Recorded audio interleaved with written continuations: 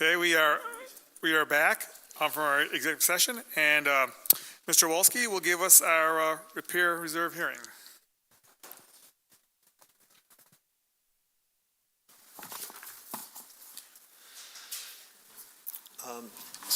I think the board is aware that we've been having issues with the water treatment plant that's on this location.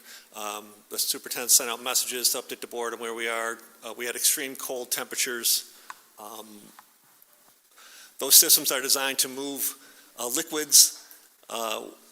Sometimes when we have extreme cold weather for a month and a half or so, those mechanisms to move the liquid, the stuff freezes. There's strain on the parts and pieces. Things are broken, and that's what happened to us this past winter when we had the extreme cold for January, February.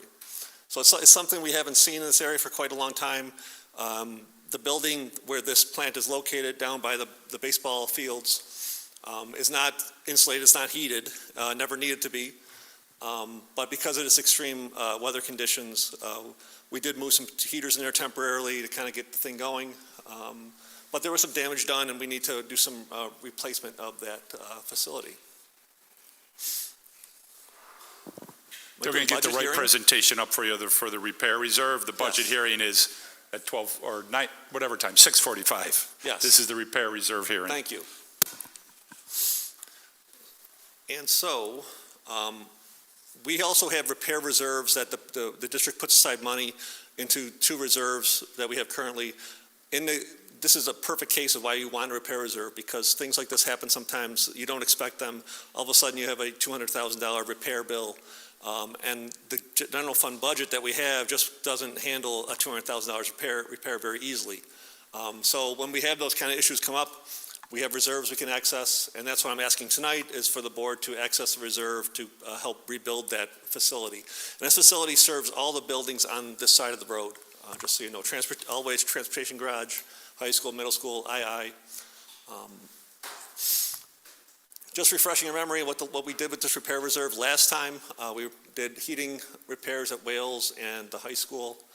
We've refinished the high school gym floor. We replaced the logo on the middle school floor. We replaced some of the areas of parking lot that were broken down in the transportation area by the transportation garage.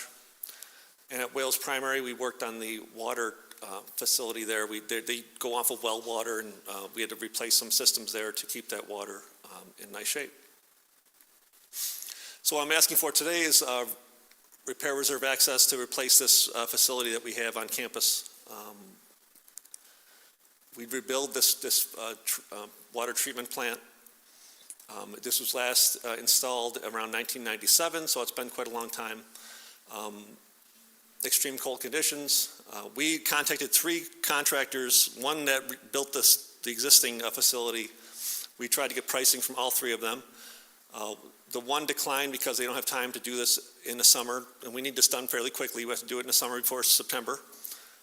So 2 provided pricing. The low bidder was ACE, American Contracting Environmental Services. And then the equipment that they would install would be purchased from Brentwood Industries, called Polychem, is that. The total of both is around $241,000. That's kind of the, not to exceed cost.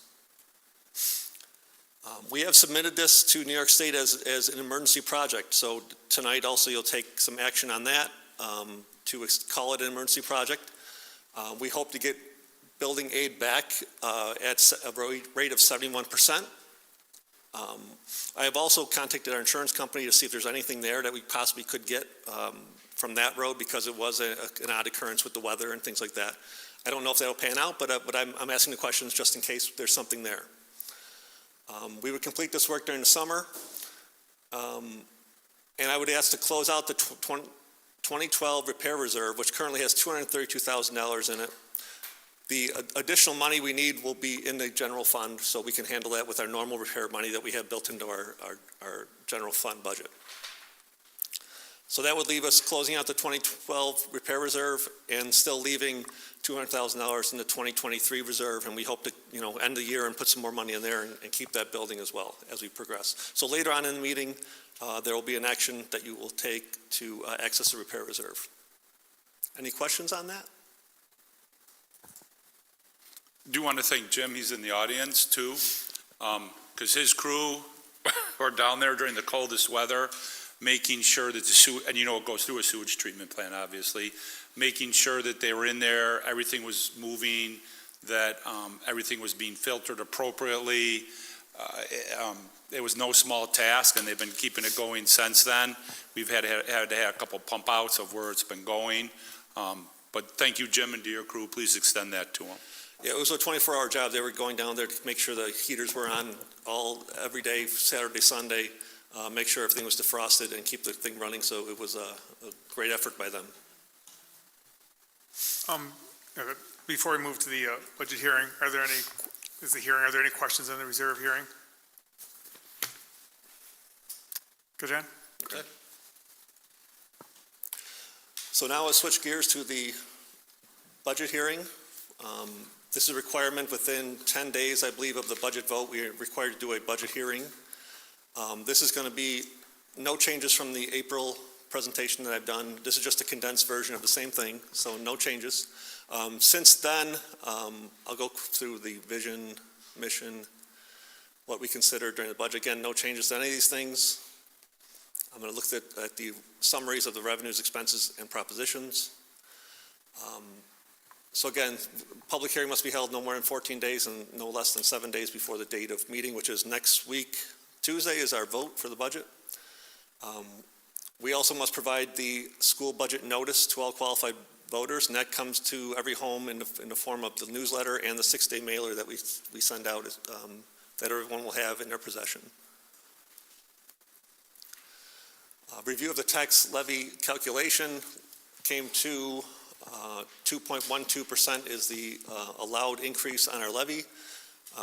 We are not choosing to exceed that. We are going to submit our budget with a 2.12 tax levy increase. So again, just we rough estimate what that impact will be. If everything stayed the same and nothing else changed for 6 different townships, it would be around a 2% increase on the levy for everyone, tax rate.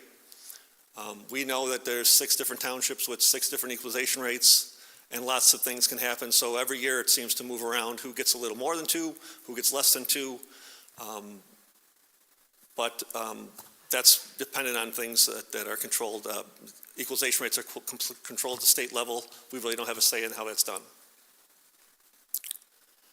If we look at our full value rate, if we took the full value of our property and put it all equal, you can see that rate's been going down, and really the reason that's been going down is property values have been going up so much. Our levy is spread across more money of property value, so it makes it look like that equalized tax rate is coming down. But you can see that it's really flattened out, which kind of probably makes sense that property values have kind of flattened out and aren't continuing at those higher increases they were years ago.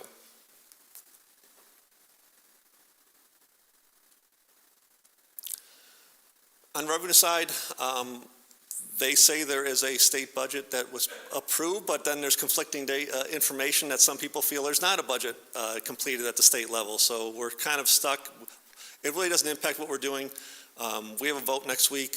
At the last board meeting, we approved the budget amount for our budget going next year. So we go forward with whatever they're doing. The executive proposal was a 1% increase on foundation aid. The Senate and Assembly proposed 2% increases on foundation aid. And again, we don't know where that landed at this point in time. Yeah, so I kind of laughed there when he said there was one, wasn't one, because I was over across the state, Commissioner of Education, everyone was with me at a meeting, and it was announced, the governor came out and said, we've agreed to agree on a budget. And I was like, good, we kind of know where we're going, maybe they'll start giving information. And then a little bit later, the Speaker of the House came out and said, no, we have not agreed to agree on it. I don't know, I'm paraphrasing what they said, not quoting. I don't know why she's saying that, but there is no agreement yet. So what does that mean? It must be very... It means we have a plan. Whether it's a 1% or 2%, it won't change the tax rate no matter what the state does. But only will change of was it a $60 million budget, 60 plus, about $100,000 of what we would get. So John has built in contingencies. Thank you, John, for another year in a row of taking care of the state politics, I guess. I don't know how I word my thank you in that. I imagine it must be, there's lots of rural districts in New York State that are, much more of their revenue is state aid than ours. Some of these are 70% of their revenue coming as state aid, so we're a week before a vote and they don't know what they're getting. It must be very difficult for that, so. And I know it's a John or a Doug question, and just to ask this a little bit different than I normally ask it. With everything going on with the state, and even I think today they talked about, New York City has secured more money from New York State, not the schools, the city as a whole. Within the educational community, is there any talk about, as this goes farther down the road, what they think is going to happen or any changes with funding? I think almost all schools are concerned about the funding. I think there's two different groups of school districts. Ones like ours that really like to watch the money and think long range out and planning, that have a greater concern than the other ones that just plan for the next year. So in thinking of that, trying to make sure we never hit a cliff that's going to impact the taxpayers or is going to impact the instruction to students. Knock on wood, we're better prepared than other districts just because we keep watching it, tightening our belts, going out for new contracts, and staying within what we can afford, or I should say what we can afford, because really the taxpayers are affording, they're all over the place of what they can and can't afford. Some are already struggling with what we put out in tax rates. And so we have to be and the board's made it very clear, be very mindful of them, of having budgets. And I don't think it's in this presentation, but we don't go out with the cost of inflation. We've been typically below it for the last 10 years. Our average is definitely below it. And so there's going to come a point where if the state doesn't get its stuff in order to take up their prime directive that's in their constitution of supporting education, there's going to be a trouble. I just don't want to be the first district to hit the cliff. And I know in this, they said like last, thank you to the administration and John for, being fiscally wise. But I'm saying, as you look at the going down the future, has there been any conversation, even unofficially, from the state or amongst superintendents on what they think is going to happen? Because the state's projecting a massive deficit in the billions, 34.6 billion. There's conversations about it. I don't think the players who make a difference are at the table because I've never been able to talk to the governor. So it's kind of like just cross the fingers, get through the election, or the state election, and then figure it out later? I think that's where a lot of the state people are. I think our two legislators in the Assembly and the Senate here, in talking to them, they're very aware of it and want to do something different from what I hear them say. But I also know that they're, unfortunately, they're in the minority right now, so their voice is not as loud as others. Also included in this budget, as we always do, we do a allowable $100,000 project every year. This is reimbursed at our building aid rate, which is again 71%. So $71,000 will come back to us for this. And we're going to do a replacement of classroom tile floors at the middle school. There's lots of areas where those are kind of falling apart. So we're going to kind of hit as many as we can with that money to be completed during the summer of 2027. Again, these are all things, not just these things, but these are a lot of the items that we're retaining with this budget. Same as the last time. When we look at our revenues, building aid is showing that's going down by $340,000. Again, we know this is based on our building aid. When we do a project, we do a bond on a building project, a large project, and we have payments, and those payments get building aid back on them. So every year we have a state aid, a bond payment that we make, and we have corresponding state aid that we get for that payment. So the payment's coming off, and also the revenue that we get for that's coming off. So it's kind of a wash, but that's why it looks like the state aid is dropping quite a bit. And then on the expense side, you can see that the other corresponding part there is the debt service is going down by $380,000. Again, just what I said. And I think that's an important piece if you look at it, where you have those two big drops, one on our expenditure and one on our revenue, because I've been asked over years when we do projects, well, you're just going to put it in, you're just going to carry it forward. And I always tell people, no, we're not. This is where you can actually see that it's happening. Why they're not identical numbers is because interfund transfers is in there. If you were to see it, you know, the number to number, I don't know, go back, because it's 388 and it's 347. So you could see it's all in there. We're not getting the aid, we're not making the payments, or we're not picking up anywhere else. We stopped it. Other school districts, what they do, and John and I talk about this a lot and think we don't agree with the practice. They say, well, there's no new taxes, we're going to do this new project, no new school taxes. But this tax would have ended if you hadn't done a new one. And you can see here where we're having it end. They just keep rolling it, essentially. They just keep rolling Yeah, so it. is what they're doing is there is a new tax, but the taxpayer never sees it. Never sees it. Because there's no change. Yeah, and so there's our change right there. So again, balanced $61 million for the budget. Just another way of showing it, the state does want us to show a three-part budget like this, in this format, so I share that just so you have it as well, because required. So we have propositions for the voters next week, Tuesday, general fund budget 61, 248, 130. Proposition 2 is vehicle replacement. We do this every year. We have a second voting proposition to replace buses. These are all diesel and gasoline buses. There's no electric included. 3 full-size buses, 1 full-size with a wheelchair lift, and 1 30-passenger cutaway bus. And we have gone out for grants for electric buses because, you know, if there was no cost to the district, it might be something to try to see how they work.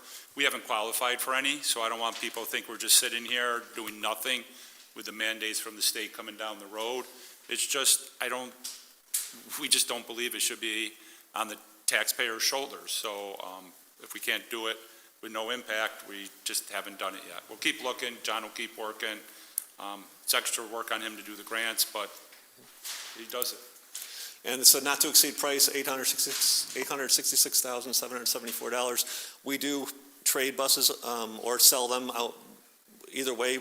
If there's a trade available, we'll do that, but we've been having good luck with Auctions International, which is a local company. So that is the not to exceed amount. Yeah, and in the, not the 6 day, the budget newsletter, one of the questions addresses that trade, because one resident once said, well, it's not clear, are you getting $800,000 you're borrowing or less? And so we put that question in there to clarify for everyone it's less. The lawyers and rules require us to put in the proposition that 866, but it's always less because of the vehicles we trade in. And then also for voter consideration, there are 2 board seats open. We have 2 candidates for those positions as well, so we have that. Thank you to you too again for all you've done to serve for the last 5 years. Thank you. It's not easy. So at this point, we're left with only the budget vote next week, 7:30 a.m. to 9 p.m. in the intermediate gym. Any questions? Again, if you've missed any of these things from the past months, you can always go to our website. We have these, there's a tab right on the homepage for school budget information. If you click that, you can access all the different presentations we've done, including the one tonight. So everything is there and available. And also you're getting the mailers at home as well with information as well. Are there any questions or comments from the public? It's a hearing.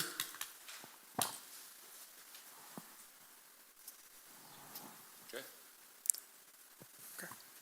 All right. Thank you so much, John. Thank you. Thank you. And the meeting won't start till 7 because we have to wait according to the rules. Don't smile, Dave. We try to follow the rules here.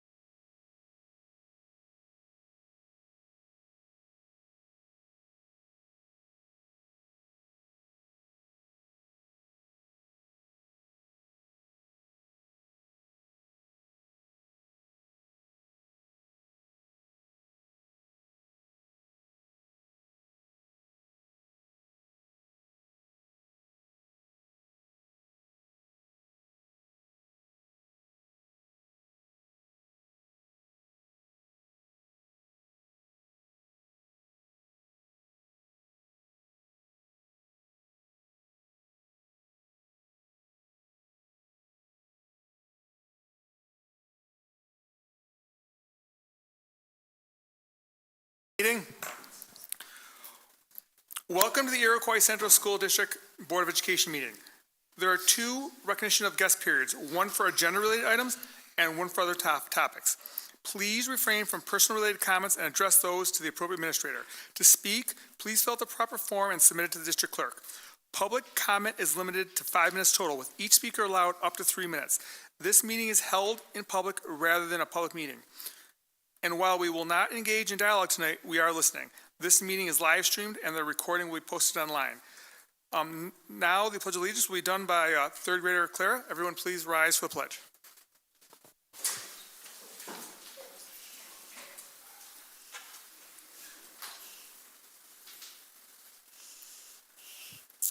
I pledge allegiance to the flag of the United States of America and to the republic for which it stands, one nation, under God, indivisible, and justice for all.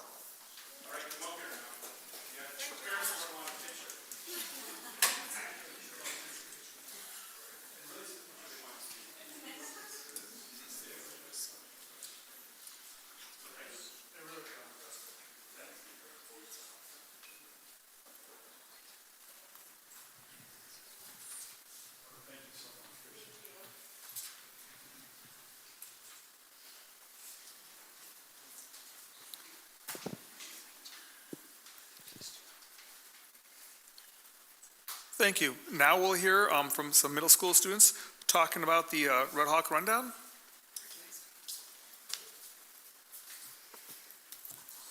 Hi. So today we have four middle school representatives here, Summerlin, Ben, Sadie, and Ethan, and they're going to talk a little bit about, like a new fun way to communicate with students and staff at Iroquois Middle School. So I'm not going to talk too much because they want to show you what a great job they did, and they're willing to answer any questions you might have about it when it's all done. So here you go.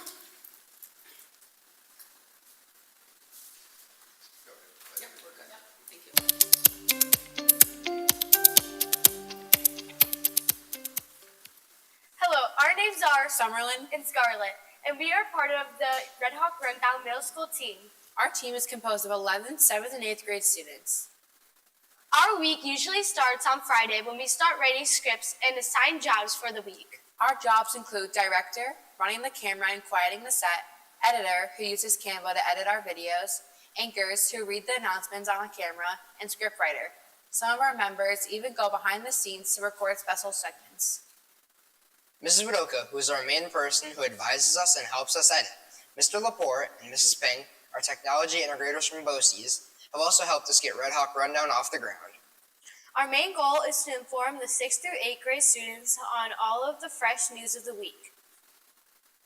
We talk about many things, such as student and teacher birthdays for the following week, the lunch for the day, and all the sporting events that recently happened. We sometimes even feature a staff or student showdown. On Mondays through Wednesdays, we record all the announcements for the week and edit them on Wednesday and Thursday. We repeat this process each week. Thank you for giving us a chance to teach you about Red Hawk Rundown.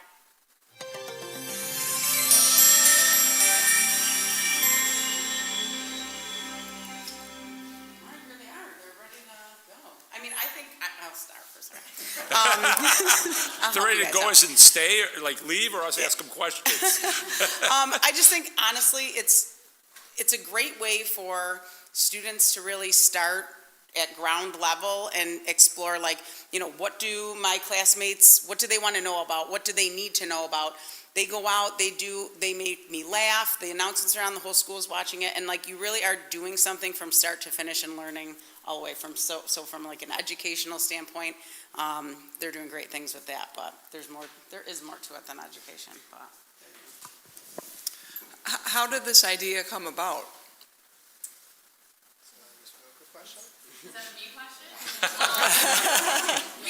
Great way to pass the buck. That's a good skill. We've talked about it for a long time in the middle school. It's something, we had SEL Live back in the day, and we loved that topic, and I loved that topic. And I remember as a new teacher coming in and I would always want to see it. And Ross and I were talking, our foundations team was talking, and we're like, how can we do something new and fun? So we came up with the idea, and then Sam and Ryan from BOCES have been amazing in helping facilitate all of the equipment and getting everything up and running. And we sent out a form for student interest, and we had 11 kiddos, 4 of these guys here, who volunteered their time. They're giving up study hall time to be with me at the end of the day each day, and here we are. That's great, thanks. Do you, I guess to the students, do you guys were you more interested in the technical skills of putting it together, or like the soft skills of collecting the data and talking to your students and teachers?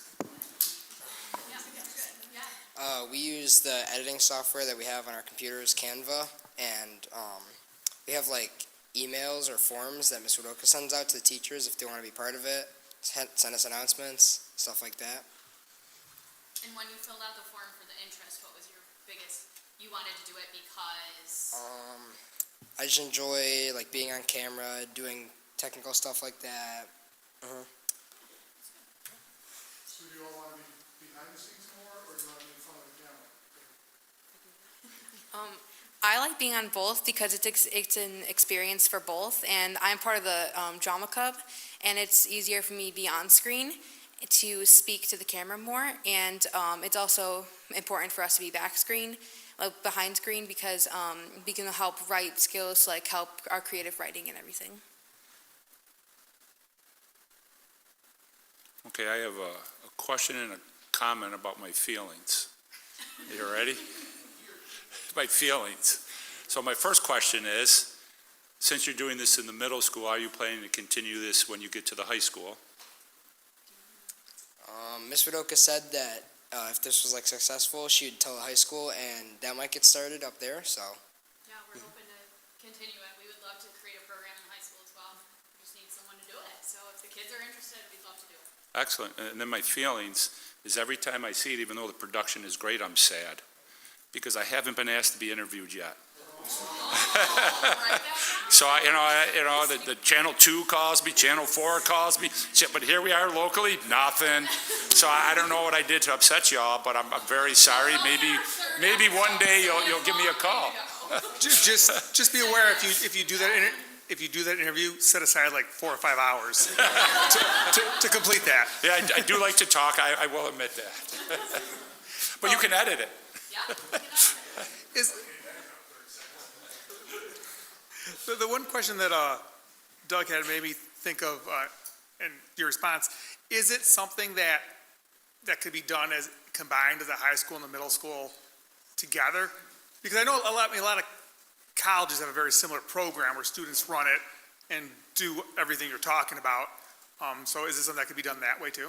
Yeah, I think our biggest challenge to do something like that would be facility-wise, to get the kids down here from high school students to get in here to record, and all the equipment really isn't. We have a green screen, we have a teleprompter, we have all these things that are kind of immobile, but relatively inexpensive when thinking about it. So creating a high school program would be really cool because we could work together. We could have segments that mix together. We could have different things that we do. We collaborate. The kids are taking the GoPros and running around and running different segments. So mixing that up with the high school is definitely an opportunity.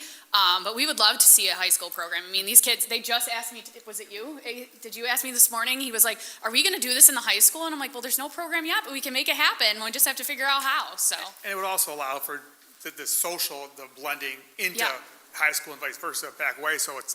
Absolutely. Yeah. Question. Do you guys post any of the videos on social media or have a social media or anything like that? You can answer that.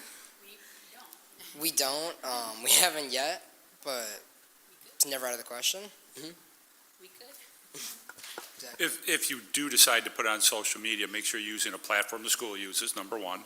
Number two, be aware of Ed Law 2D, which we won't get into today, but there's a lot of requirements about disclosure of PPI, personal identifiable information in that, which we'd have to follow. I'm not against it, just make sure we hit the rules.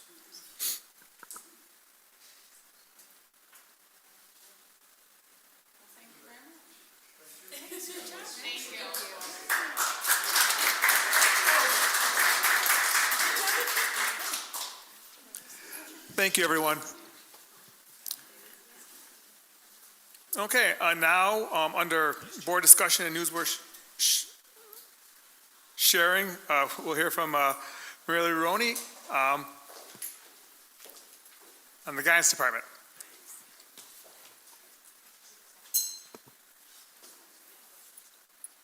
Just waiting for my PowerPoint to come on up. Hi, everyone. I am the Alma Primary School counselor.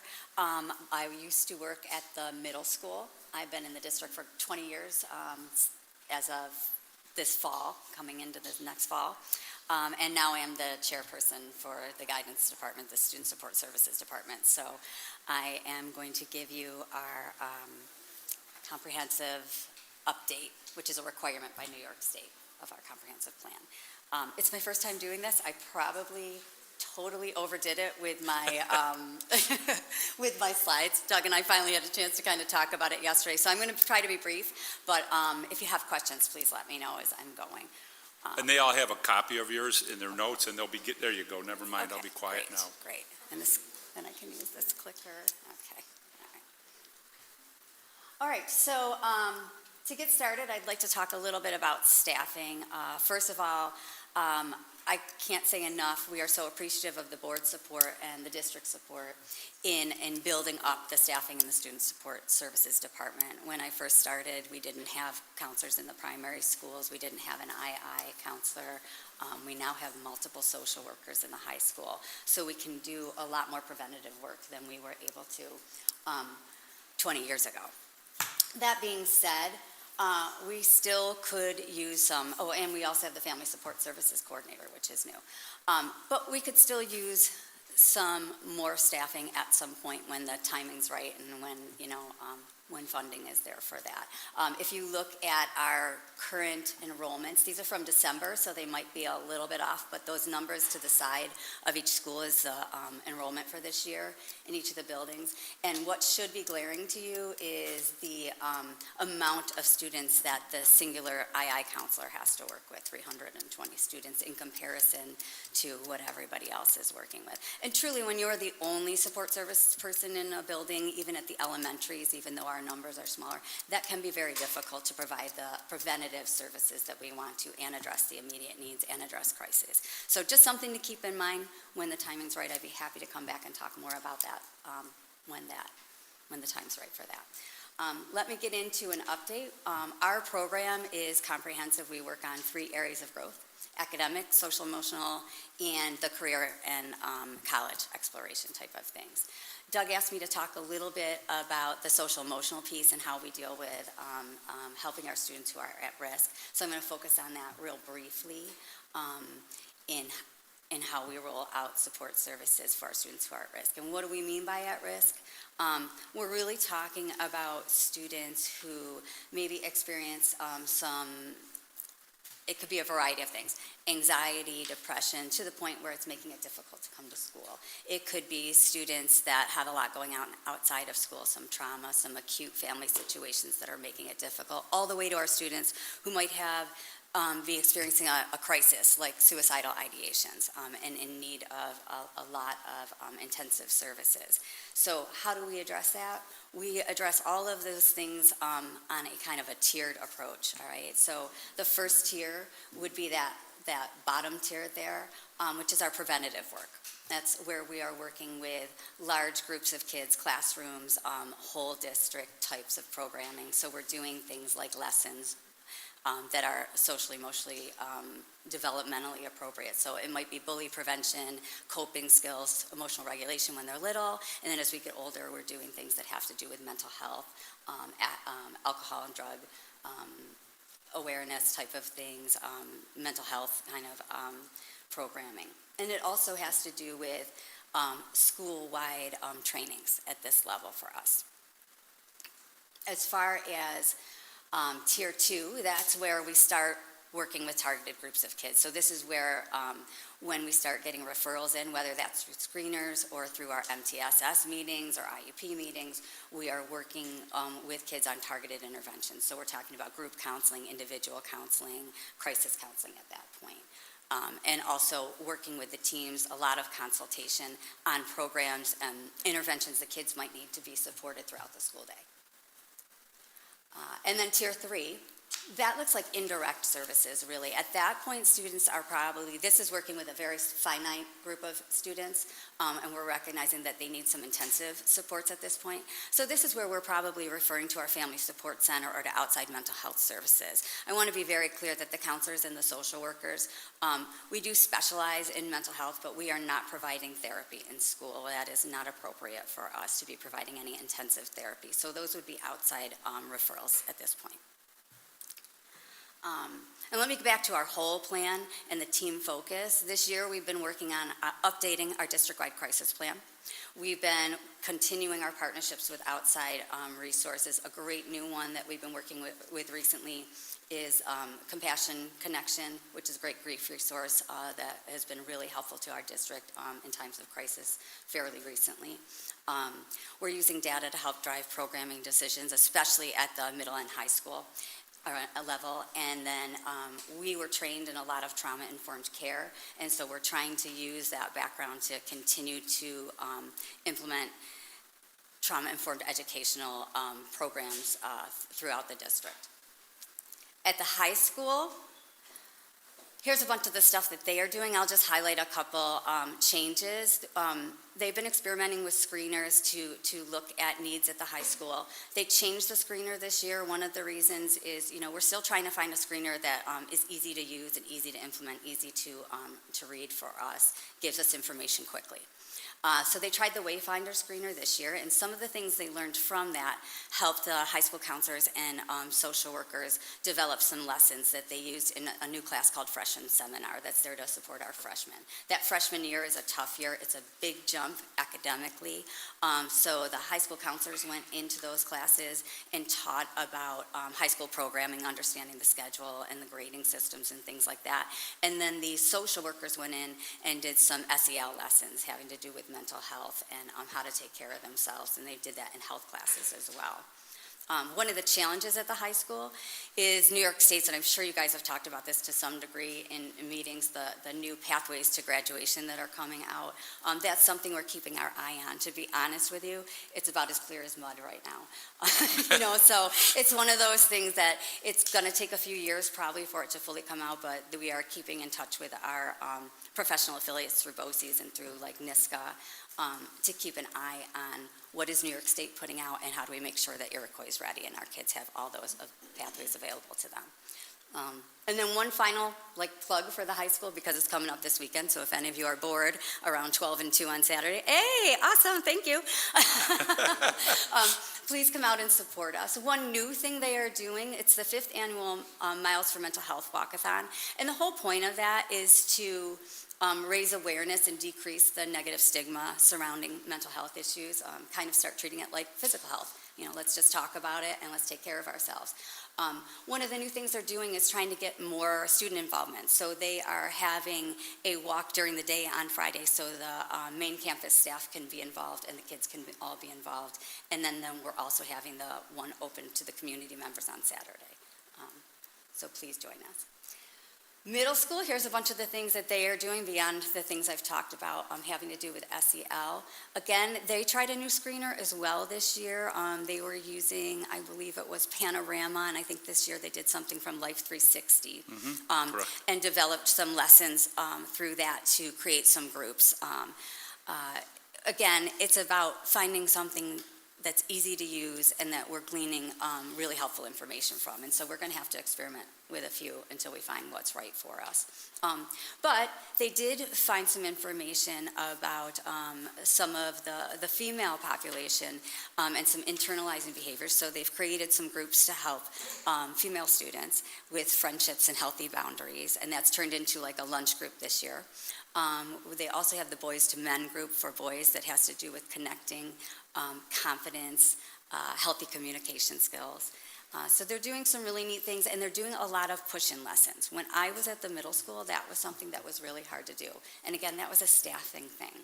We just didn't have enough people to be doing preventative work. So they've made a lot of great changes at the middle school that allow them to do a lot more preventative work. And if you remember, for the middle school, this year is the first year where they assigned a counselor for each grade level. Yes. Before we had 2 counselors, 2 social workers. So I I think that's added a little bit of something, so thank you for supporting that as a board. Yeah, and that's been a nice balance for them because, the thing is, the counselors can do what the social workers can do in regards to working with kids with mental health, but the social workers cannot do the paperwork end of scheduling and program planning and report cards and things like that. So this has just been able to spread the wealth a little differently so they can work, I think, a little smarter and have a more comprehensive approach. And then at the primary schools and the II, we're doing a lot of early intervention type of work. So we're talking about social skills, emotional regulation, understanding your feelings and knowing what to do in healthy ways, learning readiness in our younger grades.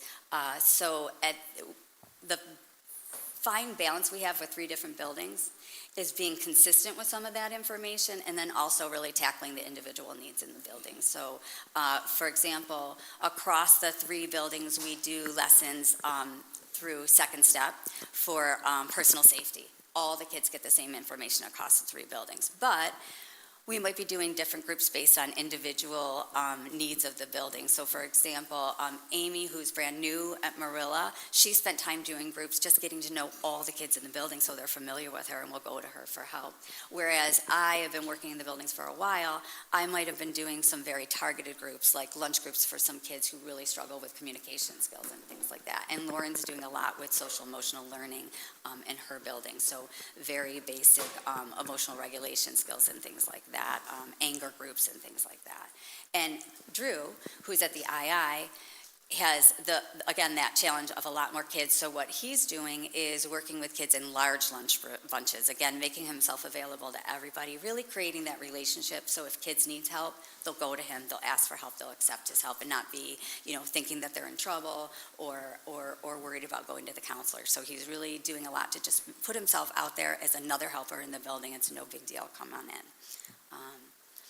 And then, well, I want to thank you guys too, because I know despite all their work, once we put the counselors in the primary buildings, that you all take once a month or something, or I forget how often, where you all get together, you meet up here at the main campus, because for that coordination where they have consistency, that's the only way it can happen, and I know that takes away, but it also builds a lot. Yeah, So, and we thank appreciate you. being given that time, because like when I was at the middle school, all the counselors and the social workers, you're in the same building, you can make that team time to get together. So we've really tried to make that like just something that's important that we have to stick with, is meeting once a month to coordinate so that we have some consistency across buildings, and so that we're working with Drew on transition things, because his kids are very much still elementary level as well. So that's been a wonderful support, and so we thank you for like allowing us to do that too. Oh, no, thank you for willing to do Yeah, it too. no, It goes it's both ways. essential, and it's essential come for there my and just stare at sanity, each quite other. honestly. And I also know that if you saw up on the last slide too, kindergarten transition, I know that's a big one. I know you're probably leading it in your building. Yeah. But through these meetings, I think we'll be able to branch out into the other buildings more, because the kindergartners coming in definitely have different needs than they did in the past, and it's just different. So Yeah, and the really different skills you're developing, so thank you. Oh, absolutely. And honestly, transition is probably a big role for counselors and social workers in every building, to be honest with you, because, that 3rd to 4th grade jump, it's a big jump going from the elementaries to the II building. Kids are scared. They don't understand how to use lockers. Are we changing teachers? What's this like? So they need a lot of support. And then supporting them as they move to middle school, because now they are moving classroom to classroom as they get older. Now middle school, we're talking about hormones and friendships and all these things, that make life a little wacky in middle school that they need support for. And then going into high school, that's a really big stage for kids. They start getting nervous about what's coming up next and what am I doing when I graduate. There's a lot of stress related to high school. So I would say transition is a big part of what we all do. We all coordinate for transitions between buildings. On a large scale, what do kids need? But then, for very specific kids, what kids need specific intervention and extra help to be successful with the transition between buildings. So thanks for mentioning that. The Family Support Center, I know that there's been updates, so I'm not going to go through that a lot. I do want to say thank you for supporting that position. Julia's position is that missing link that we've needed in this district for a long time. It's like that puzzle piece that was missing. I can't tell you as a school counselor what it was like for some of us in the summer when school stops and you're worrying about some of our needier families that we now don't have eyes on. We're not sure if the kids are getting 2 square meals a day or 3 square meals a day, those kinds of things. Julia is our eyes. She stays connected with those families in the summer. And she has done a fantastic job helping us provide some services we couldn't provide before. We have these satellite therapy programs in the middle school and the high school through Horizons, and we now have it in the elementaries. Violenti counseling services are working in the elementary schools for us. So that's a service for like families who maybe need therapy but can't get to it any other way. The kids can actually get it during the school day. So it's not for everyone, but sometimes in this district, transportation is an impossibility for some of our families. Or if you have kids in 3 buildings and you're running to sports and you also are working, sometimes getting that one child who really needs therapy to therapy is an impossibility unless it's provided in the school. So that has been a wonderful addition to our program. And she's done a great job with her website, just making, if you look at some of the things on the left-hand side, advocacy and legal services, mental health, she's just made it so much easier. She's cutting down barriers. She's making it so easy for parents to find what's out here and how to access it. A couple other things, we've updated our mental health resource list, which sounds like a simple thing, but it was quite time intensive this summer. And really that's when we're handing parents a list who are looking for resources outside of school. And this sounds so easy, just make a few phone calls, but if you've ever been in this position, you make the phone call and they don't have any availability, they don't take your insurance, they don't work with that area specialty, they don't work with that age group. So we went through and created lists that gave all that information to parents. So we can literally cut and paste 5 people that work with trauma, that work with adolescents, and hand it to a parent. And that cuts down the challenge and the overwhelmingness of that task when a parent's in that position. And then just one more final thing, our social workers, John and Emily, the middle school and high school, are doing this fantastic mental health first aid training for teachers and aides, which is teaching them all about different kinds of mental health challenges kids may have, when to be alarmed, kind of warning signs to look for, and what you can do in a classroom to help support those kids, as well as when and how to get them help and still provide that trusted relationship with a child. So that's been a great thing that they are doing, and they're going to continue to do throughout the summer this year. And that being said, where we're going, I kind of talked about the top 3, the data, the trauma-informed practices, our training needs and material needs are just things that are always going to be in the background of what we're doing. But those bottom 2 arrows are kind of our focuses going into next year, keeping our eye on those pathways to graduation, making sure that we're prepared for that as a district, and then completing the revamping of our district-wide crisis plan. So we have a crisis plan, but we just want to update it. We have a lot of new staff administratively and the counselors, and we've had a lot of crises in the district over the past 20 years that we can learn from. So it's time to sit back down, look that over, and update it. All right, I tried to do that quickly. Any questions for me? What's the Sabre score? Huh? What's the Sabre score? Because there's a game. I just thought I'd remind you in case you had I questions. heard that. That's my stepson, Jack. He loves hockey. Hockey's his big thing now. Not so much a question as a thought or throwing something out there just to hear what you think is, I think like on the social emotional learning and with, the tier 1 and then, like you said, the top piece being the family support system, I think that's, coming together really well. And that doesn't mean that it's not going to continue to grow and there's going to be adjustments made because there's been a lot of work done there. Yes. And part of the thing when you do a lot of work is you watch and learn and then hopefully adjust if you need it. Mm-hmm. The one thing that, and I don't think it's because the information's not there, because I've worked individually with a lot of the counselors, and they do, just through my own students, my own children, and they do an excellent job. But I think when it comes to, career planning and college, I think the information's out there, it's being said, but it's not being heard by the students and the parents. And I realize that you can only, you can bring a horse to water. Yeah. But, because normally what happens is, they all of a sudden you come to about, if they're ahead this time of their junior year, or, over the summer, their senior year, then I'll have parents come out to me, they're like, there is this thing called FAFSA, and it's different than when I went to college. And then there's that panic. And I think there's a lot of lost opportunity there. And I also feel on the career side, whether it's with BOCES, there's tons, and I can only speak for the auto industry, where these companies are looking for these kids. Yeah. They want these kids. And like I said, I only speak directly to the auto industry. These are like six-figure jobs that they can get out of college. There's, local automotive dealerships that will almost entirely pay for college. If you do, I just don't think the information is out there. And I think it's somewhat on the students and the parents because they don't look for it. But I think, is there a piece like the Family Support Center, or to look at that a little bit differently, like on the college end, there's send your kids to college just so they can have that information ahead of time. Because I think it's what happens is with both students and parents, it's like when it gets to this point in their life, whether it's career and BOCES or college, it's also like drinking from a fire hose.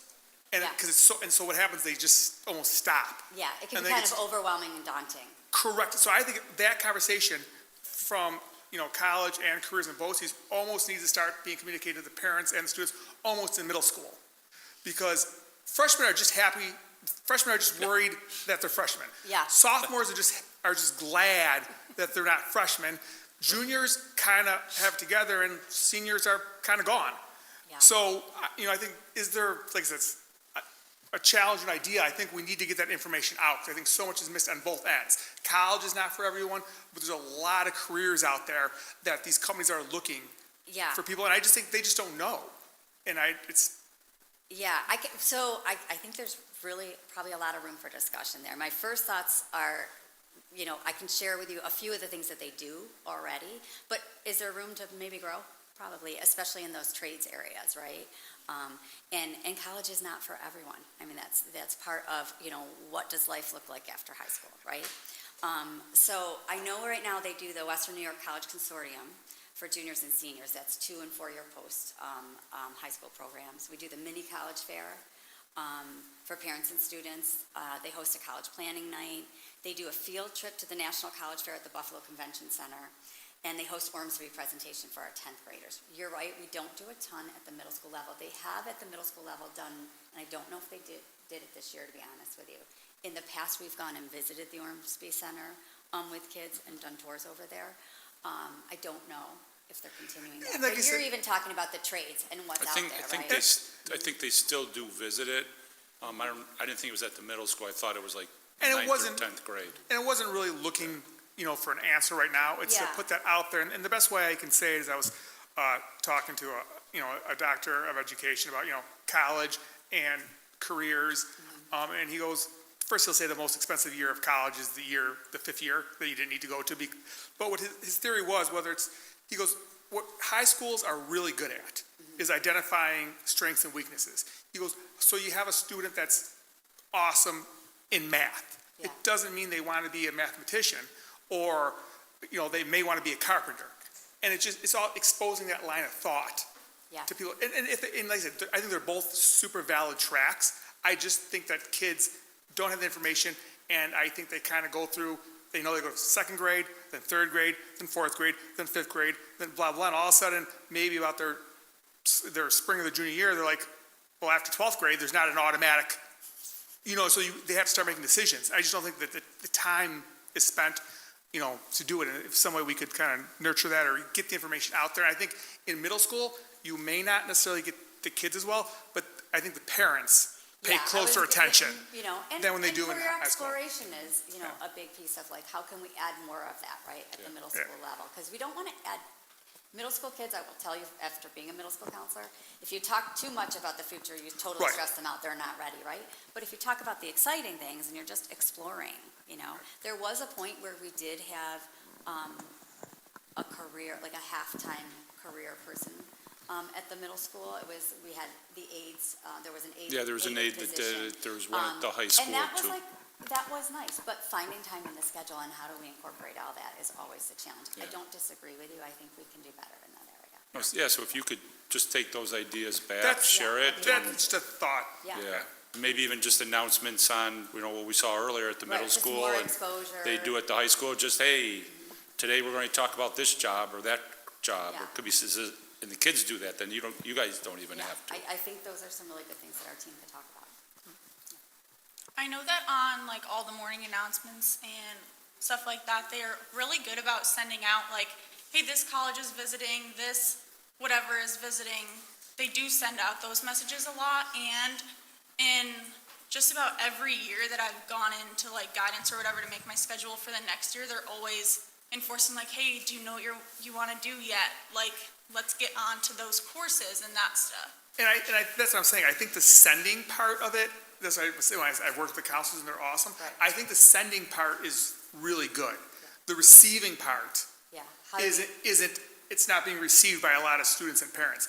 And we could discuss reasons why forever, but I think that's the big difference. I think the students who pay attention, there's always difference. Yeah. It's there. I know it's there because but it's just, how do we get the receiving Yeah. part? Yeah. And that might even be because, like you were saying, they do mention it. Before you mention it, say, hey, last year we talked about this. Did you receive it? What'd you do with it? Well, yeah. And then we know why they didn't do it, just right from the kids. Quick, easy question. And when I was in the Navy, that little thing that you always hear, all that was saying, what you're really saying is, I heard you and I understand. That's why you said it back. And I think it's just because kids and parents, to your point, are going in 1,000 different directions. And it's, okay, I acknowledge you're telling me something about my future and I will get to it. Well, then all of a sudden, Right. Yeah. How do we help with that planning? And how do we make it engaging enough that it's almost like infused in their day and they don't even know they're taking the information in, but they really. and I don't think that most young students know, like I said, only the one I can directly speak to, that, in the auto industry as a technician, they can make well into the six figures, and there's a pathway through BOCES there for them. There's the pathway, at the dealerships, but I just don't think they know. I think someone may say it, but I don't think that they're ready to receive it. Yeah.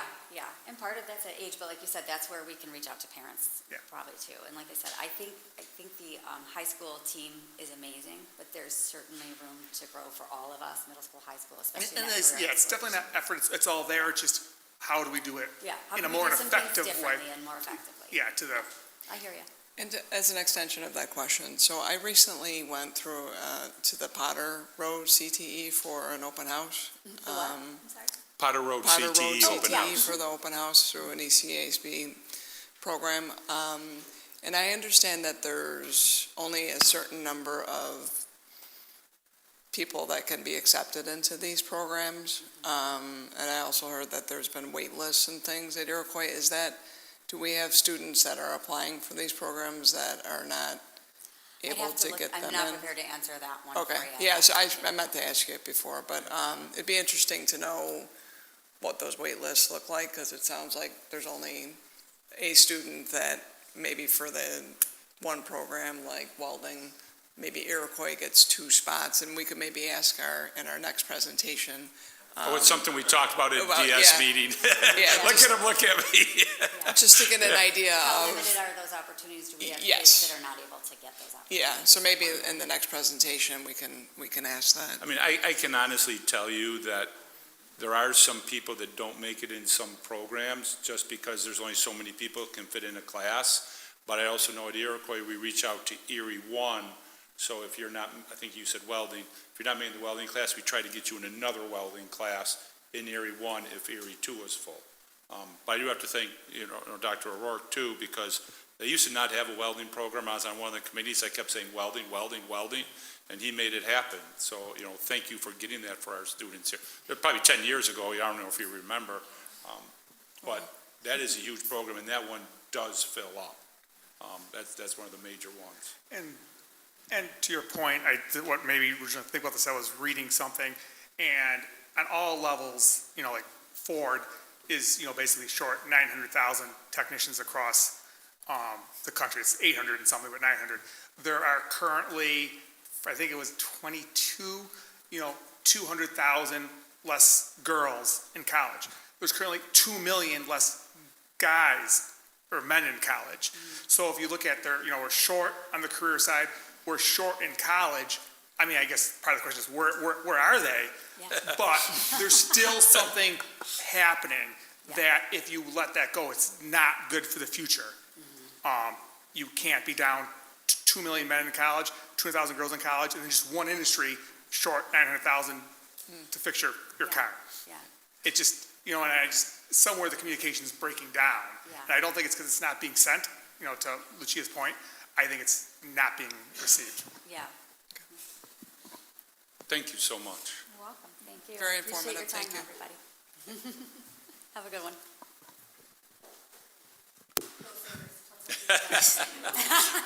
Take care. They're up what? Oh, 1-0. Sabres are up 1-0. Yeah. Okay. Now we'll hear from Erie 2 BOCES, David O'Rourke. Yeah. Hello, folks. Hello. Yeah, Sabres are up 1-0. Thank you. I was going to bring that news to the podium, but thank you for putting it out there. And when you leave, we expect it better. And I'm glad to. My name is David O'Rourke. I'm the district superintendent at Erie 2 BOCES, and many familiar faces here at this table. I've run into at different events, Erie County School Board events, or opportunities where we've had many board members in our campuses and facilities. But I'm here to talk to you about a project that's proposed for our facilities. And it's the result of extensive work that we've done in partnership with our component districts, our business administrators, and our superintendents over the course of the past couple years. And so, first of all, I want to just make one introduction. Is this clicker working, or are you doing the clicking? Okay, great. He gets it started, then it's all yours. Wonderful. Okay, it's up to me now. So here's what we're going to cover in this brief presentation. We're going to talk a little bit about just what's involved in the project and what are some of the payment options and the scope. But we're also going to spend a little bit of time on what we're asking boards to consider passing, which would provide the most advantageous approach to this project. And there'll be some time for questions at the end. This is our internal team. Brina Moritz and Mike Carter and Ron Wasik are the folks who are not here tonight, but they are key and instrumental in the development of this. But also we work with Young and Wright and Campus, Campus, their construction manager, Young and Wright, our architects, and BPD, our financial advisors, and Sarah is here tonight. Sarah, I know that Iroquois works with Sarah, so she's a familiar face, and many of our districts work with some of these same teams in their own internal work. But most important, our partners, and that's all of you, our component districts, and it's all the people in this room as well. What we are able to do for our kids collectively, our kids are your kids, and what we're able to do depends upon partnership. It depends upon suggestions from school leadership and opportunities to figure out how we can serve students more deeply. So we're deeply grateful for that work that we do with you. This project is really about some very simple things. But when you do simple things across 4 school facilities, those numbers add up, and we do every year small projects, about 2 million right now that we do to try to stay on top of some small things. But we're really trying to focus on safe, reliable, and secure facilities, and also improve function in a couple areas as well. There's no program footprint expansion. You cannot expand a BOCES facility footprint without a public vote that would go out to the public. Instead, we're working to improve and keep kids dry and safe and warm in the years ahead, and that's really what this project is aimed at. You can see the history of the facilities that we've done.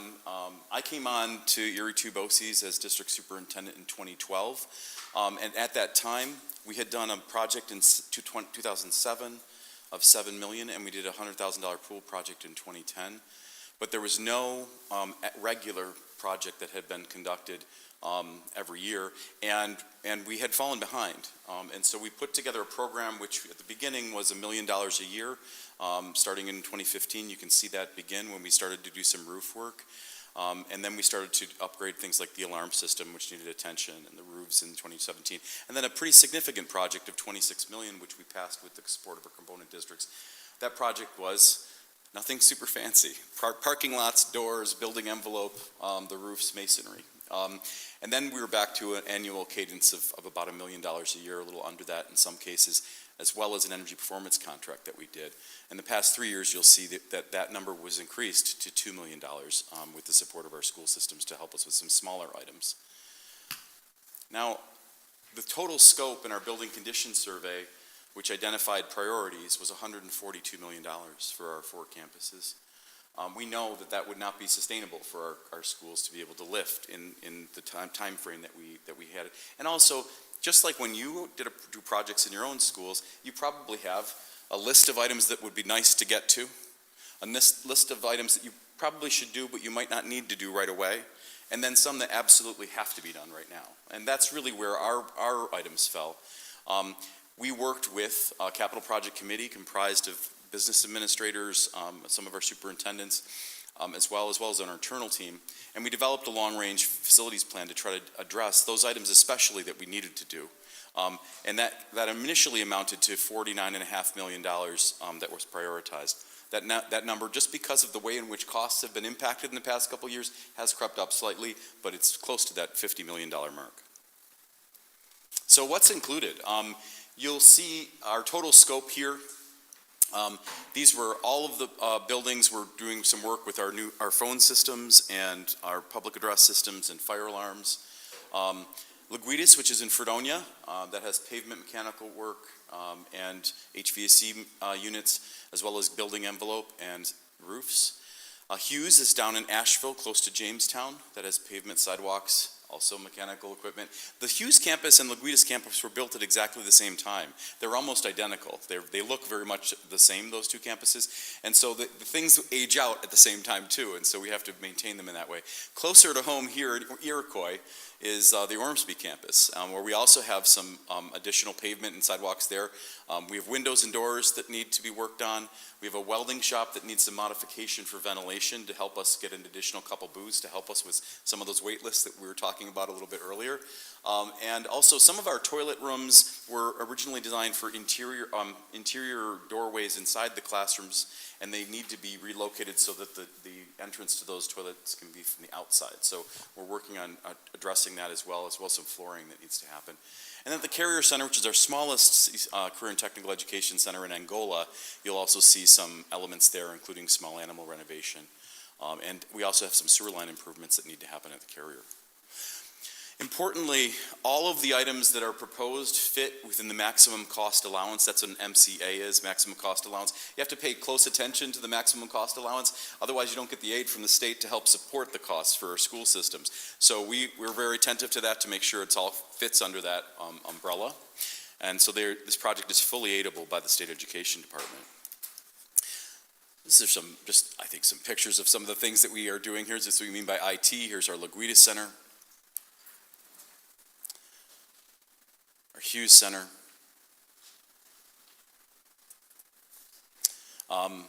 The Ormsby Educational Center, closest to you. You'll see the welding ventilation, which is extensive. I mean, to put 20 students in a room welding, I mean, you can imagine the ventilation needs that creates. As well as some aging unit ventilators that need to be updated for HVAC. And then our Carrier Center. So, most important, we tried to design backwards from the fiscal needs of our districts. We anticipated when we were coming off of pandemic, when we started the planning for this, the real in-depth planning, schools were facing a lot of good resources at the time of post-pandemic. There was a good time fiscally. We anticipated there would be a time in the state where there would be the opposite swing of the fiscal cycle. So we tried to design this project with that in mind from the beginning. How can we best protect the fiscal interests of our school districts while also making sure that our students, your students, have safe, warm, and dry facilities that can support them. So we tried to make sure that it fell into the aidable threshold, the maximum cost allowance, utilizing the intermunicipal agreement. IMA stands for intermunicipal agreement, and that's the method by which 27 schools can together shake hands on a deal that will allow them all to borrow or pay cash, have flexibility in the way you pursue the financing. And that gives you the maximum flexibility to go through the intermunicipal agreement route. And the payments are set up to ensure a continual rolling flow of aid, so that the payment you make in the first year has a state aid return, it's a same-year aid return, and that helps offset the cost in the next year. So we tried to make sure that your money from our school systems, individual perspectives, gets stretched as far as we possibly can to make sure that we're supporting the needs of our schools. So this takes us to some of the real numbers, the financial distribution, and it's my pleasure to introduce Sarah to speak to this.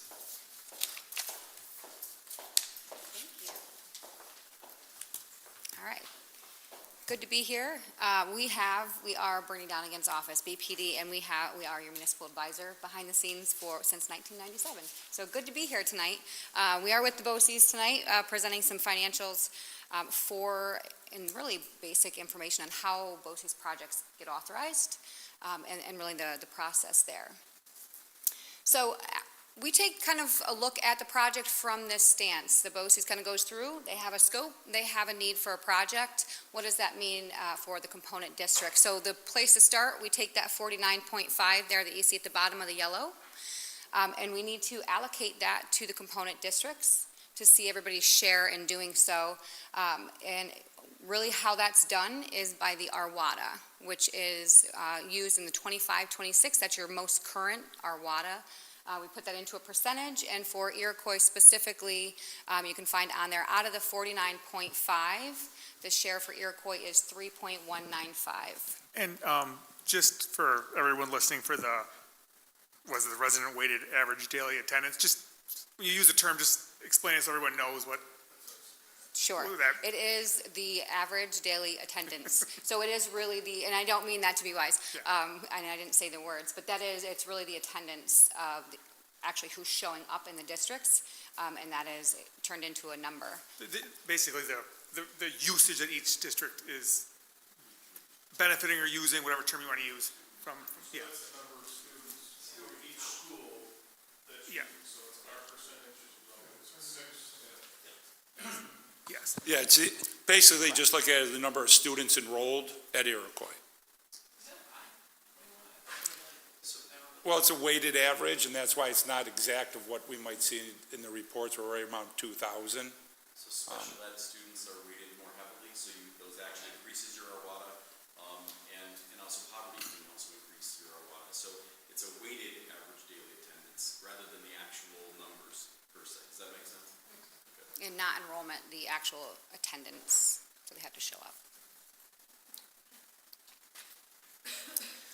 So again, we have the project 49.5, we know your allocation, and really there's two main ways to authorize a BOCES project. It is different than going out for your own component district projects. The first one has already been mentioned, it's the intermunicipal agreement without a BOCES-wide vote. So if you are doing your same footprint, just a reconstruction project, no new buildings, no additions to the existing buildings, there does not need to be a vote. Just again, boards unanimously approving that. Once you do that, the financing really is up to each component district. It can be cash, it can be financings, or any combination thereof. Each board for the component districts adopts their own bond resolution and therefore takes on that financing piece. The other option for financing a BOCES project is going through DASNY, the Dorm Authority of the State of New York. You finance actually through them yourselves before. It's a slightly different program. If you needed to do that portion, it would require a BOCES-wide vote. So all component districts, the vote goes out to them. If successful, the BOCES is one who adopts a bond resolution, notices estoppel, all of those kind of legal publications, and the financing is on them. So they set the term, and it has to work for all component districts. So if it's a 20-year term, it's 20 years for all component districts. So if you were a district that had cash and were able to make those payments to avoid any interest, you do not have that option if we have to enter into that DASNY agreement there. And with the DASNY, that is using DASNY, correct? Yep.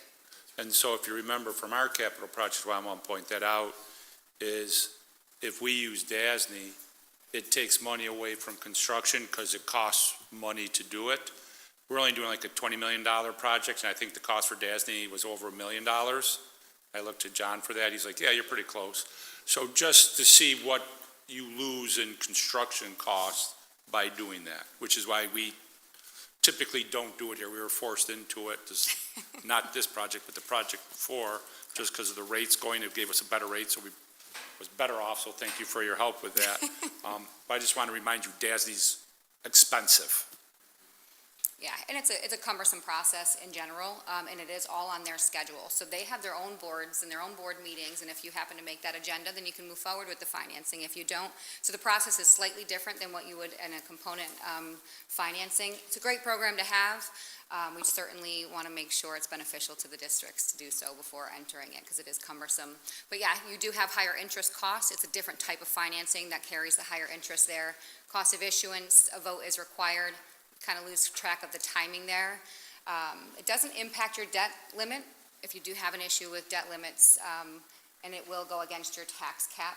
If we look at the IMA, the considerations there, again, the largest benefit really there's so many component districts in they're in every different situation, right? So an IMA really gives that flexibility and the control of how to pay for the project to each component district itself. So if you are a district, again, that has the cash that can put towards the project and avoid any interest, that's an option for you. Or if you do need to go into financing, there's many different ways to structure that could really work for you to your best benefit, rather than given a schedule to kind of fit in with what you have going on at your district level. Any questions so far on either option? Okay, so this is kind of really where it starts looking like your own capital project. We just have to do everything early on in this project, right? So we have the project of $49.5 million. How is that going to be spent out? We don't want to ask for the full 49.5 if it's going to take the 5 years to need the money, right? So really asking for that cash flow, looking how the construction, how the project's going to be laid out. Very strategic, as was mentioned earlier, fitting everything into the maximum cost allowance. There's that rolling aid ceiling of every 5 years, those aid ceilings kind of opening up. So really just looking at each campus, when those aid ceilings open up and when the construction can come on. So really splitting that 49.5 up over 5 payments. We were able to keep those fairly stable. So again, if you are bringing it onto your budget, the impact of the budget as well as the aid flow is very consistent there. So first payment is due July 2027, so your 27-28 fiscal year. And overall, $9 million payment for the construction of the project. Iroquois, that's $581,000. Now remember, that's our building aid rate we could get back on that, correct? This is just the payment, yep. Right, so 70% of that will be covered by the state. So I guess I could do my calculator real quick. We'll run through I'll be quiet. another finance. Sorry. Yep, we got it. They're used to me talking. You could do math, that's fine. But yes, exactly right. This is just the expense side and really the payment due, not your local share, which is, again, that's where the aid kind of factors into the local share piece. This illustrates the difference really in how BOCES projects works. It's the same year aid. So if you make that payment of $581,000, you actually get that aid back that same year. So really you're left with the local share, and if you can make the payments and pay it off in 5 years, you're made whole in 5 years as well. Your own capital projects, when you do a reconstruction project like this, anytime you get aid, it's over 15 years, amortized over 15, which is why typically you're financing over that 15-year term. So again, it makes the importance of that flexibility that much more important, right? Is if you can fit it in with 10 years to finance, you're going to get your aid back within 10 years. There's no need to go to the 15 years. So again, just highlights that flexibility. So again, looking for a payment in 27, 28. The construction, you have to have SED approval, award contracts, and then we can do that aid claim to get the same year aid back, and that is again over each year. If you do debt service bond, anytime you make a debt service payment, you're getting that aid back that same year. So I think if we can switch to the other.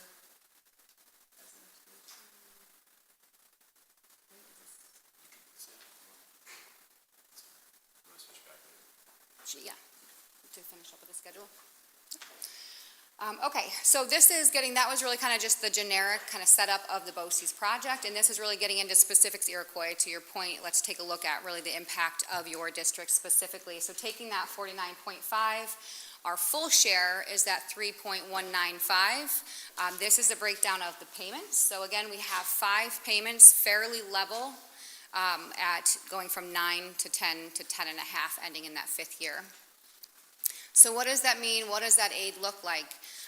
Again, that you can see in column A, those are the payments. Each year, you got 5 payments. Column B, that's that same year aid you're getting back. So the reimbursement of that first payment of 581, you'd get back 266, which is your 25-26 BOCES Arwada aid ratio. So you will notice it is lower than your normal building aid ratio. It's the BOCES aid ratio. And in this case, it's just the 25-26. That is an updated ratio every year. So 27-28, your local share for that year is left at 314,000. And again, the same for each following 4 years. So overall, the BOCES project is 49.5 of construction work. Your share of that for the payments is 3.195. Your local share on the $49.5 million project is that 1.7. Any questions on that? This is an example of what it would look like if you were able to pay cash for the project over those 5 years. So again, you make the payment, you receive the aid. Depending on your situation, a lot of times that aid can either make you whole, or you can roll that aid kind of into your next payment to help offset the next payment there. Another option to take a look at is really short-term financings. Again, this is just an illustration of the flexibility of an intermunicipal agreement and what that provides to you. If you weren't sure, or if you weren't ready in the beginning of the year to release $581,000, and you wanted to do that more towards the end of the year. So the payment is due in July. You could do a short-term financing for $581. You make the payment to the BOCES, and it actually comes due at the end of the year. So then you're paying that $581 to the end of the year. So again, cash flow, a lot of times that is helpful to do. You can see in column, so total debt service, so your project share is up to 3.3 because we're including that interest. The aid on a BOCES project, you get aided on your principal and your interest. So the expense does go up because it has some interest because you're borrowing those funds. However, you are aided on the interest expense as well. So your aid now is at 1.5 and your local share is 1.8. And again, that's really kind of how that looks. You borrow in the beginning of the year to make the payment. At the end of the year, when you may be more cash flush, a little bit more comfortable to do, or if you're really trying to see what you can do, then you can kind of put that larger payment or completely pay that payment off. It's just moving the expense to the end of the year. And again, this is an example of really what you would typically do for your own capital projects is going out to long-term financing, the bond. Again, that's a discretion at each component district. So if this is, you have a legal period of probable usefulness for this project up to 30 years. So you could finance this up to 30 years, but really anywhere in between, and that can look different to every district that's within the BOCES. So if this is something that you can feel, right in this example, the local share you're looking to absorb here is about $166,000 each year. If you think you can do more, you can again shorten that financing, pay less interest. If you need to lengthen it to again absorb that smaller dollars, then you can do that as well. How you handle the local share can be different depending how you want to handle what works for the tax levy and your tax cap calculation, because this does factor in there. So again, that's the flexibility of seeing what works best for each district. And that's just a visual of that. Any questions on options or really getting the projects authorized in general? It's not something we have, I'm going to ask this question because we would have to vote next month on the project, and I'm just saying we really don't have to decide how we're borrowing by next month. It's just whether we're supportive of the project or not. Absolutely. Yep. So again, not a decision have to be made at this time.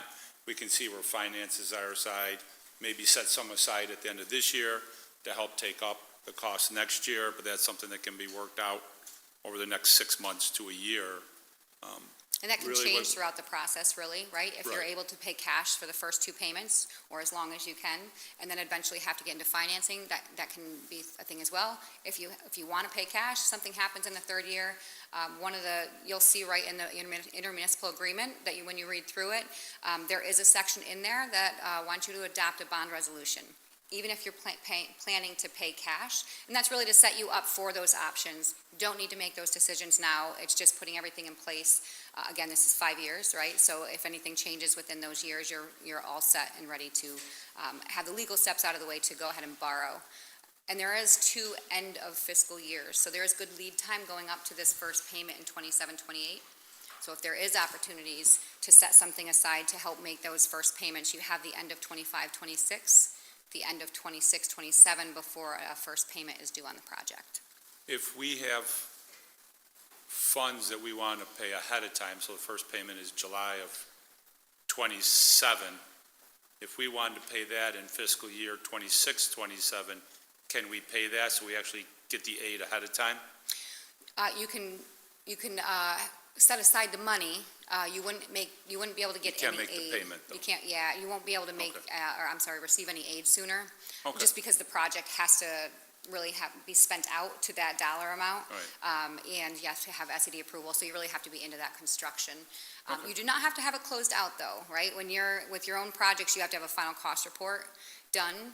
So the project has to be done before you can receive any aid. That is not how BOCES works. They just need to have awarded contracts, and you start receiving aid right away.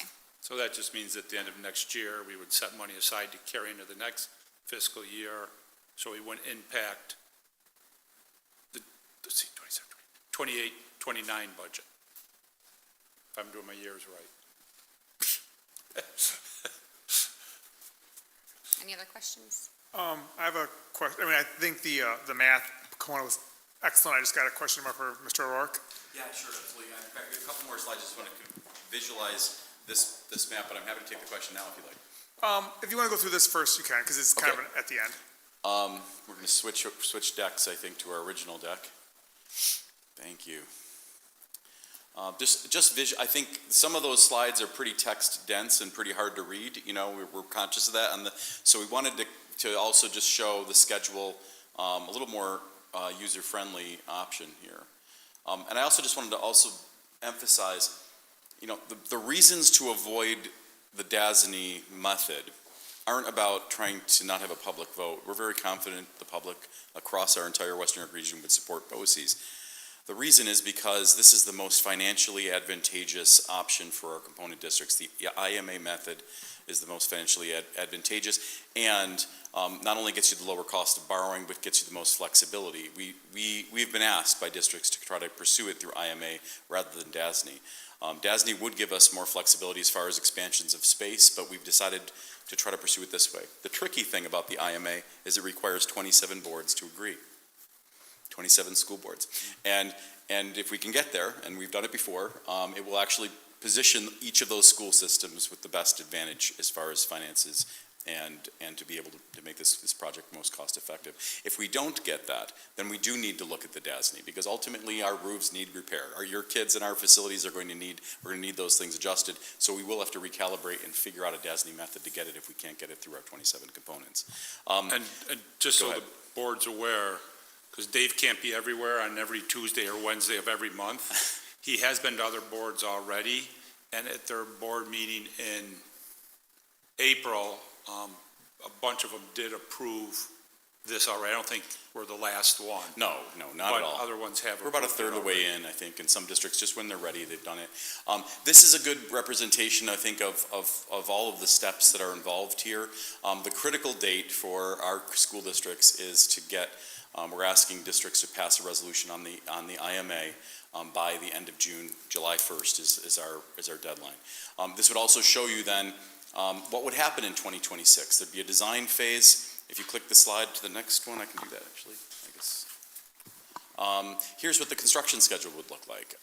So we'd be in design for 2026. In 2027, we anticipate the State Education Department review. We'd begin the BOCES-wide instructional technology work would begin in 28 and 29.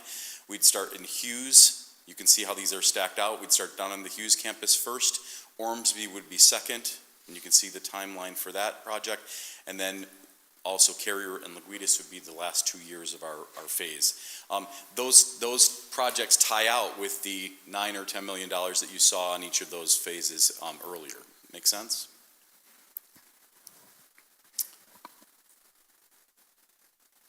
Okay, questions for me? Thank you, James. Thanks for your patience, appreciate it. So, and when you look at this, and, you know, from looking at the numbers, you know, I think we're the fourth largest contributor. And it's, yeah, I'm rounding, 3.2 million, and I understand the aid and all that, but it's still, from our 3.2 million in tax dollars, that aid is coming from somewhere. And that the repairs and everything you're proposing are what you need to function and exist, because it's the structure. Correct. And that part is fairly easy to understand, I mean, the numbers aside. So I guess my ask would be individually, and I would, you know, I'm with the board, if you guys disagree, is what I would want to see or work with you guys on, and I'll explain in a second, is when I say ROI on this, to me, ROI for us means our exposure to our students. So I think that we'd enjoy, you know, maybe not you or some of your staff, more conversations as we go into the future on how BOCES will continue to expand that for our students, whether it's welding, automotive, carpentry, et cetera, because to me, that's the justification of the tax dollars going in. Sure. That it's the students' benefit in that way. That's the return on the investment. 100%. So I guess what I'm asking is that, I know it's an easy yes, but I'm really asking is there a way that we could work more closely with Erie 2 BOCES, maybe at the beginning of the school year, that someone, you know, comes in and says, hey, this is what we've got going on, this is what's available, this is how we're expanding. Sure. Is that dialogue possible? James, let me take a crack at it. I mean, first of all, I'm very proud of the work that we currently provide as a return on the investment for our BOCES services, and what your students are able to accomplish. Our educational collaborations publication, which you might see, it's specifically tailored to your school district. It has your students' stories about their experiences with our programs. Expansion, in terms of expansion of footprint, that would require a DASNY project. We would need to kind of. When I say expansion, I mean maybe it's to get more students in. Yeah. So we've done a number of things to try to help widen our doorways a little bit to try to get more students into our programs. When there is a wait list, those programs are capped, and that's primarily about safety. If you think about trades and what happens in a welding shop, that's a lot of equipment that could be very dangerous if it's not carefully managed. We have contractual pieces that ensure that a teaching assistant is added to a classroom if it gets above a certain number of students, and then once space maximizes and equipment maximizes, there really is no further that we can go other than stretching, you know, the edges of the classroom. This actual modification does pick up a couple seats in that welding lab as a result of some of the things that we're able to do, so I'm pleased about that. But we're happy to spend more time trying to figure out how can we best get communications to the boards about the new things that are happening at BOCES. Also, I would invite boards to attend the annual meeting, which is a wonderful showcase of events that are happening in BOCES and program increases, program enhancements. This year it was held at the Ormsby Center, and it was a chance you could walk down a hallway and run into 50 new things that were going on at BOCES for a chance to see it. So we'd love to see you there, and we'd be happy to come here too. So that all of those things. And just to clarify, I think that BOCES does an excellent job. It's just with the counselors, we are not necessarily, when I say we, I don't mean Iroquois and BOCES, I mean as a country, we don't seem to be meeting the needs of the future fast enough. Agree. And I think that you can't talk about it forever, but you got to start somewhere. Yeah. And that's kind of what I'm saying. It was wonderful. I'm really glad I got to hear your school counselor's presentation today and the segue that happened at the end there, because you're absolutely right. I think that right kid, right program should be our philosophy. And whether they're here at Iroquois or whether they are at a BOCES like Erie 2 or Erie 1, we want to try to make sure that we help work with districts to try to get the right kid in the right spot. I don't know this answer. In terms of renting space, you can do that without DASNY or any of that, or correct? Because like in our area, we have the old Motorola plant. I don't know how full that is. I haven't talked to the individuals that own it in a little bit about space there.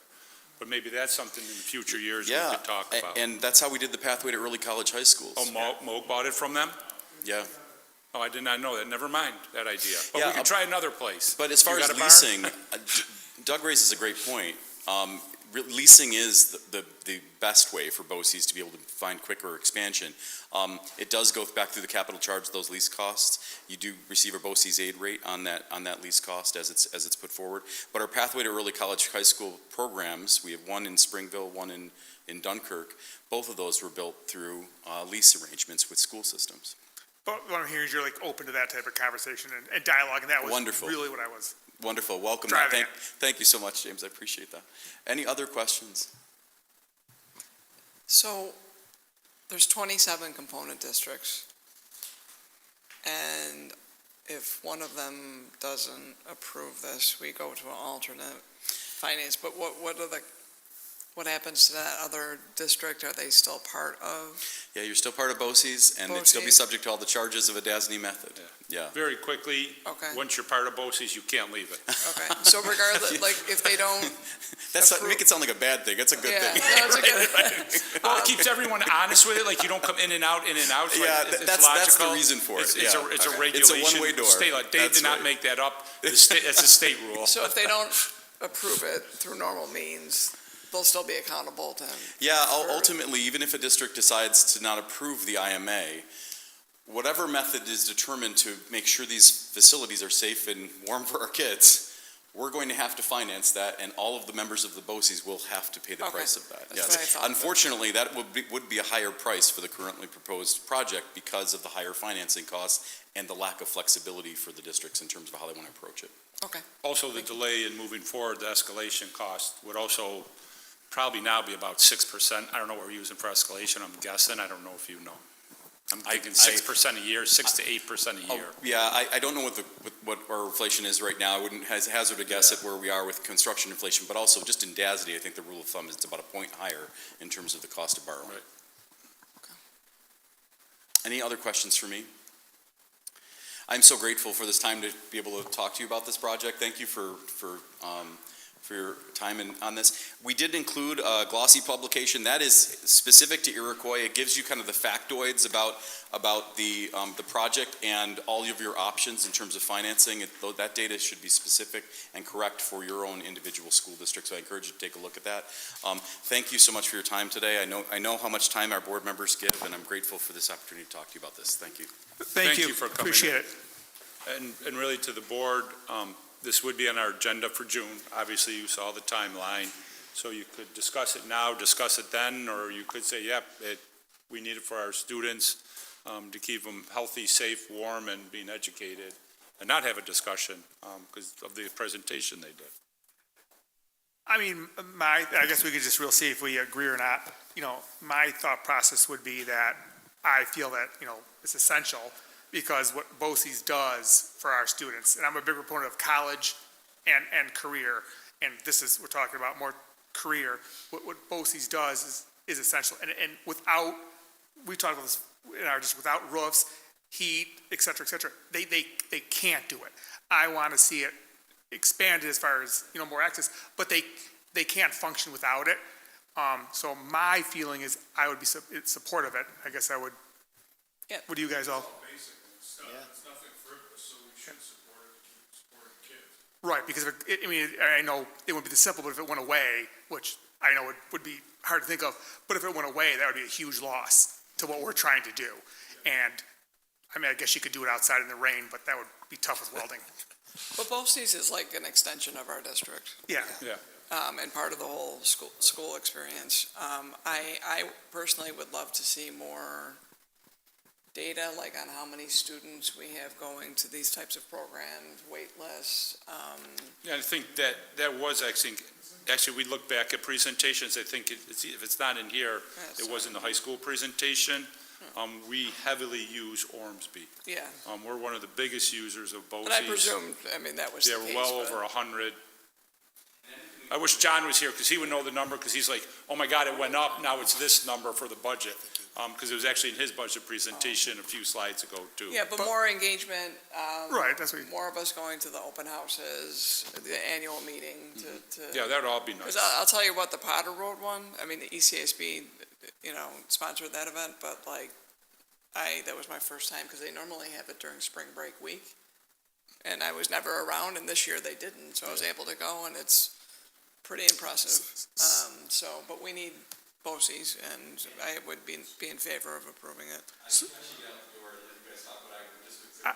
Annual meetings, culinary students do an amazing job with Yeah. your drinkers and food, so come see it, enjoy some of it. Right. And, But you walking out the door, you can hear pretty much everyone's in support of really, it, so. really quick, but I think what I'm hearing from the head nods and the comments that this is something that we're in support of as a board, right? Yes. Okay. All right. So there you go. So you can tell that to the next board. Now we will move on to the favorite part of the night, the superintendent report. It's short this time because really I just want to thank, under there, we have the budget vote. Thank John, who's not here, and his staff and everyone, and he worked with Pete and Dave about, their aspects of it, getting the budget put together. And is there any other questions on it? The vote is, talking to the public, a week from today. The only thing I want to say, and John's not here, but, John and the administration and Mr. Schofield and to all my fellow board members, that I really want to, say thank you, because I think that I feel that our district does an incredible job at trying to deliver the absolute most to every single student and keeping it financially and fiscally responsible as we possibly can. And we've been there, it's not easy. And, seriously, I just want to say thank you to the board members, administration, John especially, but he left us, so. For the budget. Yeah, for the budget. So I just want to, and bring that attention so the public knows that it's something that we take very seriously. So thank you so much. Dave has a need from a board member. So we are having our interviews for the assistant principal at the high school. We're holding those on Friday, May 22nd, so next Friday. Wondering if any of the board members can join us for those. What time? From 7:30 to 4:30, I would say, all day. Yeah. I mean, and just so you know, it's not required if everyone is very busy, but it's always nice to have someone there. I'd like, we would typically have one for administrative position. I mean, I think the interview process for the Alma primary position was a valuable thing to go through, to see the whole interview process for administrators, and I was glad I was part of it. And I'm thinking So that Todd can do it. I'm hearing that Todd may be Todd volunteering. maybe. I think I can do it. I just have to double check the home front, so I'll get Brian. Okay. Make sure Todd gets all the information in emails. Keep in the loop. Recognitions. Thank you, Todd.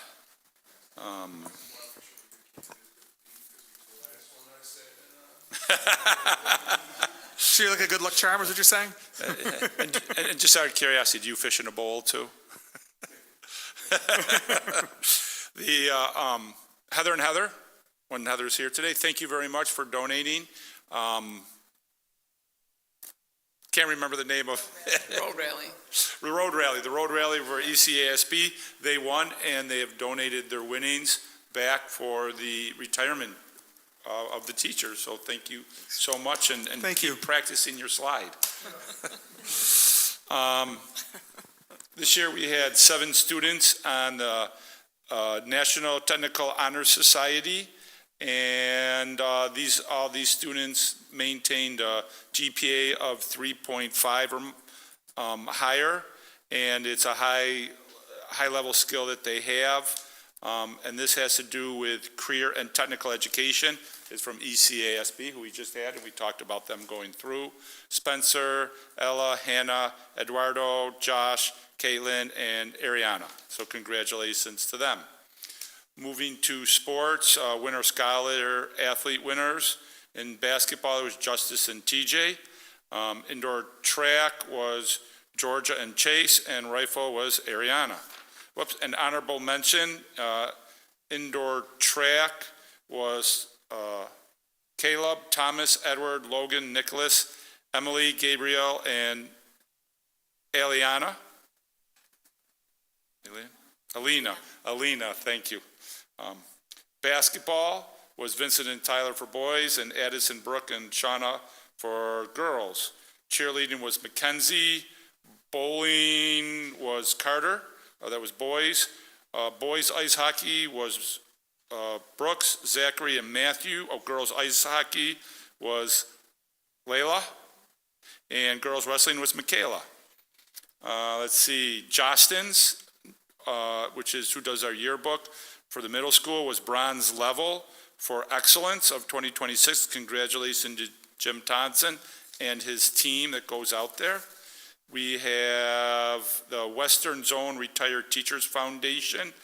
They give $1,000 grants to teachers, and we had 2 teachers, Jacqueline Long and Kayla, who was here tonight, were selected, and they received each $1,000.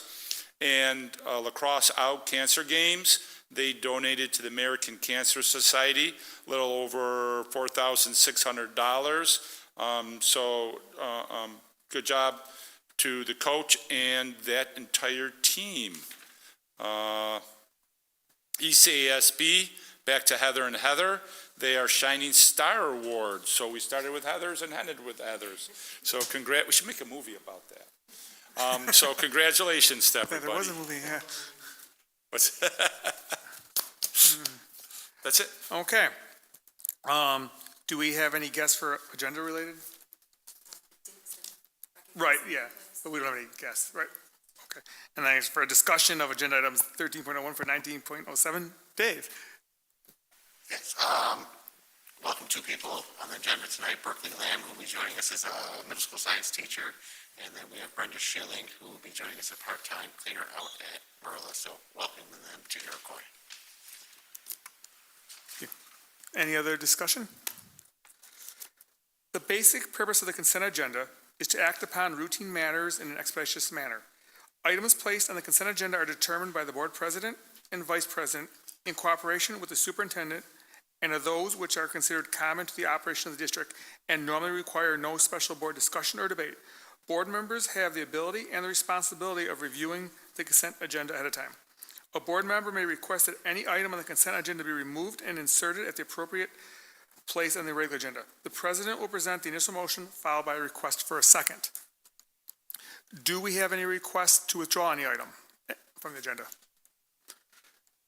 Do we have a request to add anything to the agenda? Okay. I make the motion as recommended by the superintendent to approve the consent agenda items 13.01 through 19.07. Do I have a second? Second by Henry. All in favor? Okay. Shows that 5 are in favor, 2 are absent. The agenda carries.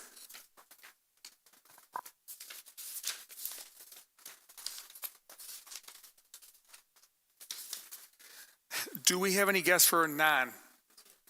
Okay. Do we have a need for an executive session? I do not. Okay. Can I have a motion to adjourn? By Todd, can I have a second? Second by Bob. All in favor? Shows 5 in favor of adjourning. None opposed. 2 absent. We are adjourned at 8:27.